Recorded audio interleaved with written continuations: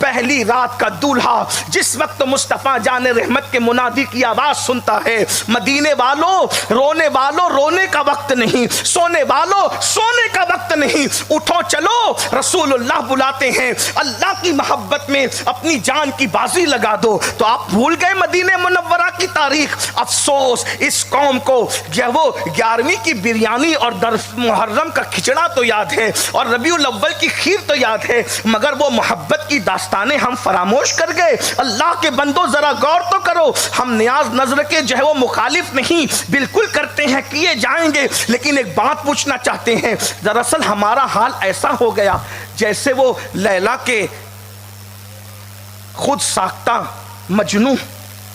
ایک دن لیلا نے حلوہ بنایا تو بہت لذیذ تھا، تو لیلا نے کہا اپنی کنیز سے کہ جاؤ اور میرے مجنوں سے کہو کہ لیلا نے حلوہ بنایا۔ جھوٹ بولتا ہے، تم اللہ کے سامنے جھوٹ بولتے ہو؟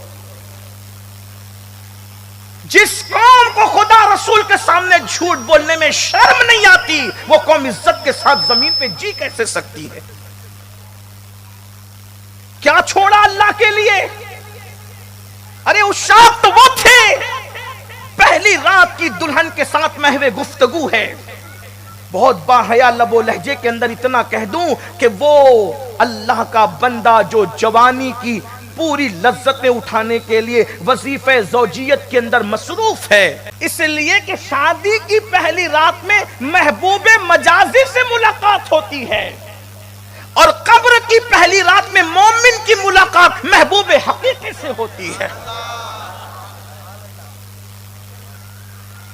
وہاں کسی کے چہرے سے گھونگھٹ ہٹا کر محبتوں کا اظہار کیا جاتا ہے اور یہاں کسی کے چہرے سے کفن ہٹا کر قبر میں قیامت تک کے لیے نور کے چشمے لہرائے جاتے ہیں، اور فرشتے کہتے ہیں نم کا نومت العروس، سو جائے سے جیسے پہلی رات کی دلہن سوتی ہے، آج پھولے نہ سمائیں گے کفن میں آسی، قبر کی شب ہے کس گل سے ملاقات کی رات، قبر میں لہرائیں گے تا حشر چشمے نور کے جلوہ فرما ہوگی جب طلعت رسول اللہ کی۔ اسی لیے میں اکثر سنیوں کو کہتا ہوں جو رسول اللہ کا سچا وفادار بنے اور عشق حق کی چنگاری جس کے دل میں شعلہ جوال بن جائے، اس کو مدینے جانے میں جتنی خوشی ہوتی ہے اس سے زیادہ مر جانے میں خوشی ہوتی ہے کہ مدینے جاؤ تو گنبد نظر آتا ہے اور مر جاؤ تو گنبد والا نظر آتا ہے۔ نعرے تکبیر، نعرے رسالت، پیغمبر اسلام۔ لیکن کوئی وفادار تو بنے، کوئی وفادار تو بنے،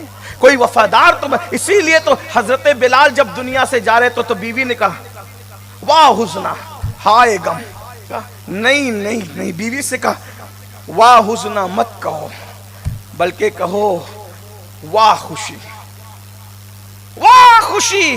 کہا مرنا بھی کوئی خوشی ہے؟ کہا تمہیں نہیں پتا، جس کے لیے کل تک رو رہا تھا جب یہاں سے نکلوں گا تو اسی مصطفیٰ جان رحمت کے دربار میں کھڑے ہونے کا موقع ملا۔ توجہ فرمائیں، آج ہم سب کہیں نہ کہیں عملی طور پر نفاق کا شکار تو نہیں ہو گئے اللہ ماشاءاللہ۔ پہلی رات کا دولہا دلہن سے محو گفتگو ہے، کیا رات ہے، کیا بات ہے، حسن ہے، محبتیں ہیں، محبتوں کے آنگن میں وصل کے پھول کھل رہے ہیں اور بلال حبشی کی آواز کانوں سے ٹکراتی ہے، مدینے والوں اگر مصلی پہ رو رہے ہو تو رونے کا وقت نہیں، بستر پہ سو رہے ہو تو سونے کا وقت نہیں، چلو حضور بلاتے ہیں، اللہ کی محبت میں جانیں قربان کر دو۔ تاریخ گواہ ہے، یہ ہے اشد حبا للہ، اللہ کی شدت کی محبت اس کو کہتے ہیں۔